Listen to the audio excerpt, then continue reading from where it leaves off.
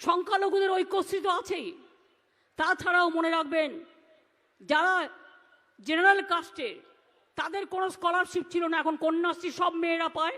Government স্কুলের সব মেয়েরা কন্যাশ্রী, সব ছেলে মেয়েরা সাইকেল পায়, এখানে কোনো ভাগাভাগি নেই।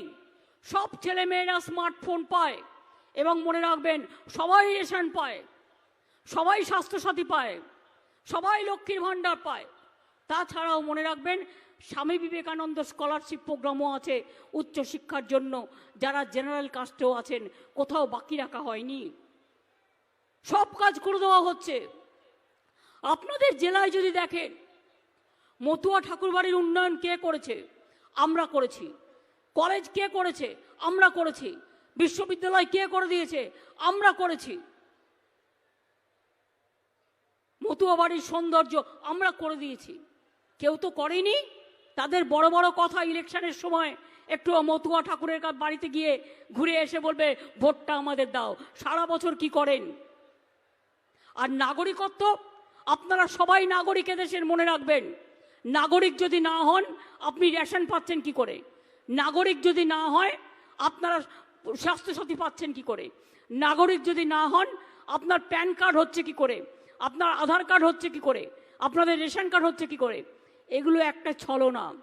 আগে সিটিজেনশিপ কার্ড ডিএমদের হাতে ছিল, এখন কেড়ে নিয়েছে রাজনীতি করার জন্য, সমাজে সমাজে ভাগ করার জন্য। বলছে একে দেবো ওকে দেবো না। এটা তো করা উচিত নয়। করলে তুমি সবার জন্যই করো।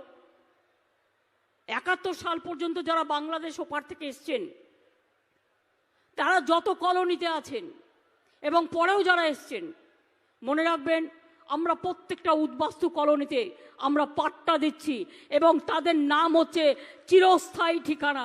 আমরা সকলকে পাট্টা দিচ্ছি যাতে তাদের উদ্বাস্তু হয়ে থাকতে না হয়। অনেক কষ্ট করেছেন তারা। আজকে মৎস্যজীবী থেকে শুরু করে কৃষকদের আমরা 10,000 টাকা করে এক্সট্রা দিই প্রতি বছর। শস্য বিমার জন্য কৃষকদের টাকা লাগে না। জমি মিউটেশন করতে গেলে কৃষি জমি টাকা লাগে না। কৃষকদের জমি জলে ভেসে গেলে, বন্যায় ভেসে গেলে, পোকায় কামড়ালে, মনে রাখবেন তাদের ইন্স্যুরেন্স যে করা আছে তার টাকা কে দেয়? বছরে প্রায় 1000 কোটি টাকা করে আমরা দিই রাজ্য সরকারের পক্ষ থেকে। অথচ দেখুন 100 দিনের কাজের টাকা বন্ধ করে দিয়েছে, বাংলার বাড়ি যোজনার টাকা বন্ধ করে দিয়েছে, বাংলার গ্রামীণ রাস্তা টাকা বন্ধ করে দিয়েছে। ইতিমধ্যেও আমরা ক্ষমতায় আসার পর থেকে 1,10,000 রোড আমরা কিলোমিটার তৈরি করেছি এবং আগামী দিনও মাঝে আমি পথশ্রী প্রকল্প দ্বিতীয়তে আরও 12,000 করে দিয়েছি এবং আগামী দিনেও 11,000 আরও নতুন রাস্তা আমরা তৈরি করে দেব আমাদের নিজেদের টাকা দিয়ে। সেন্ট্রাল গভর্নমেন্ট কি করে? আমাদের এখান থেকে ট্যাক্স তুলে নিয়ে যায়, সেই টাকা থেকে আমাদের শেয়ারটা দেয়, দিয়ে বলে দিল কি? আমরা দিল। বাড়ি বাড়ি জল পৌঁছানো এটা আমাদের কাজ। জমি দিচ্ছি আমরা, মেনটেনেন্স করছি আমরা, টাকা দিচ্ছি আমরা। আমরা 75% দিচ্ছি, ওরা 25% দিচ্ছে। দিয়ে বলছে ঘর ঘর में पानी कौन देता है? बीजेपी देता है। नहीं देता है, झूठा बोलता है। আর সবাইকে দেখলেই বলছে চোর চোর। সবচেয়ে বড় চোরদের ডাকাতদের সর্দার ওরা, সবচেয়ে বড় চোরের মায়ের বড় গলা। মাদার অফ থিপস আর সাউথ মোস্ট। এক একটা কোটি কোটি টাকার মালিক। বিজেপি করলেই ওয়াশিং মেশিন, আর তৃণমূল করলেই জেলে ভরো। বলছে সব নেতাদের জেলে ভরো, কোনো কেসের বিচার হয়নি।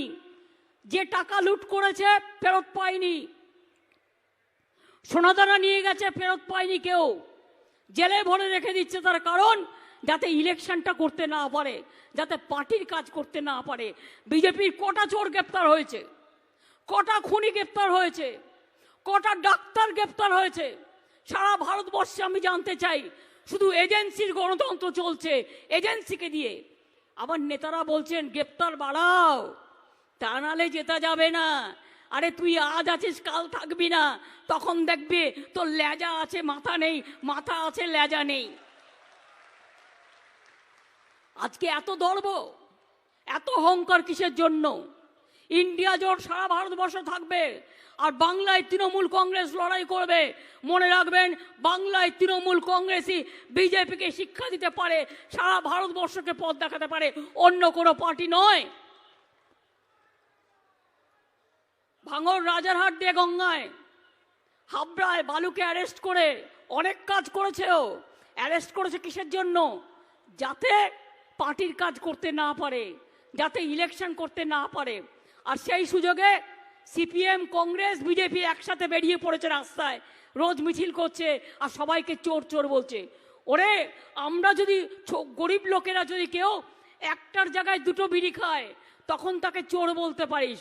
আর তোদের মতো কোটিপতিরা যদি হাজার হাজার কোটি কোটি টাকা ঘুষ খায়, তাদের চোর বলা যায় না। তার কারণ তারা নয় ইডি করবে, নয় সিবিআই করবে। আগেও অনেক গভর্নমেন্ট ছিল, কোনোদিন এই জিনিস হয়নি। আজকে আপনারা দেখেছেন পার্লামেন্টে 150 জন সাংসদকে সাসপেন্ড করে রেখে দিয়েছে। কোনোদিন হয়েছে ভারতবর্ষের বুকে? কোনোদিন হয়নি। যা চলছে অত্যাচার, সন্ত্রাস। আপনারা দেখেছেন সংখ্যালঘুদের ওপর, খ্রিস্টানদের ওপর, দলিতদের ওপর, তপশিলীদের ওপর, আদিবাসীদের ওপর সারা ভারতবর্ষে কি অত্যাচার চালাচ্ছে। এই অত্যাচার বন্ধ করতে হবে। এই অত্যাচার বন্ধ করবার জন্য ডাক দিয়ে যাই নাগিনীর সাথে যারা সংগ্রামের তরে প্রস্তুত হন ঘরে ঘরে। আমি ছাত্র যৌবনদের বলবো, আরো বেশি করে এগিয়ে আসুন এবং একসাথে কাজ করুন, ঝাঁপিয়ে পড়ুন দেশমাতৃকার জন্য, রাজ্যের জন্য, মানুষের জন্য। আপনাদের life dedicated to the people. স্বামী বিবেকানন্দকে দেখুন কি বলেছেন, নেতাজি সুভাষচন্দ্র কি বলেছেন। আজকে মা বোনেদের দেখুন যে রাদেশে চুলো বাঁধে। আজকে মেয়েরা আমাদের সমাজের গর্ব, অহংকার, সব কাজই তারা করে। ছেলেদের কিভাবে সাহায্য করেন। মনে রাখবেন যে কথা আমি বারবার বলি, যে রাদেশে চুলো বাঁধে।